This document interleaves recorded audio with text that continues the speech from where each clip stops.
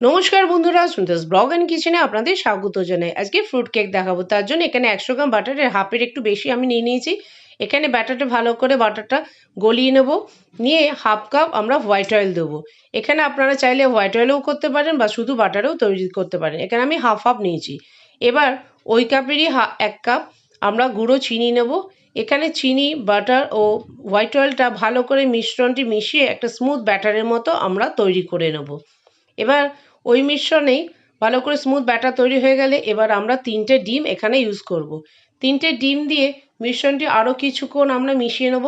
নেওয়ার পর যখন মিশ্রণটি ভালো করে মিশে যাবে ডিমটি, তখন আমরা এখানে ওই 1 কাপেরই 1 কাপ ময়দা দেবো। দেওয়ার পর এখানে বেকিং পাউডার দেবো 4 চামচের 1 চামচ ও বেকিং সোডা দেবো ওই চামচেরই হাফ চামচ ও যে দেবো 1 চিমটে নুন। যে কোনো মিষ্টি জিনিসে একটু নুন দেবেন, তার মিষ্টত্ব আরও বেড়ে যাবে।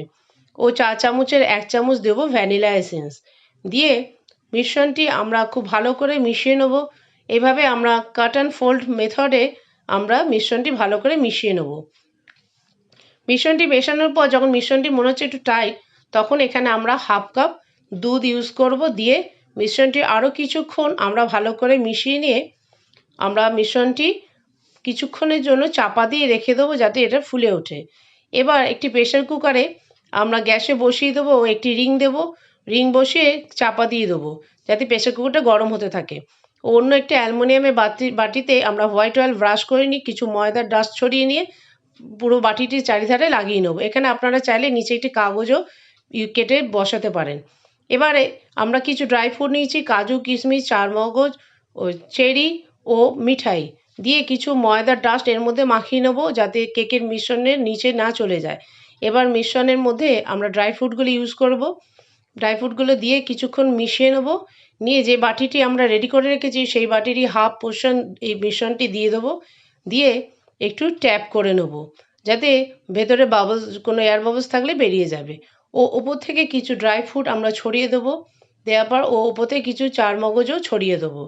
দিয়ে আমরা প্রেসার কুকারে রিংয়ের ওপর আমরা বাটিটি বসিয়ে দেবো। এখানে আপনারা রিংয়ের বদলে নুন বা বালি ইউজ করতে পারেন নিচে। এবার প্রেসার কুকারটা ঢাকাটা আটকে দেবো ও হুইসেল ও রাবারটা খুলে দেবো।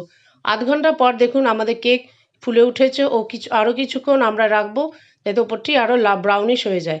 এবার একটি টুথপিক দিয়ে আমরা গেঁথে দেখব যে কোনো, দেখুন টুথপিকটা পরিষ্কার, মানে কেকটি রেডি হয়ে গেছে। এবার একটি ছুরির সাহায্যে সাইডটি আলগা করে নিয়ে আমরা কেকটি বার করে নেব।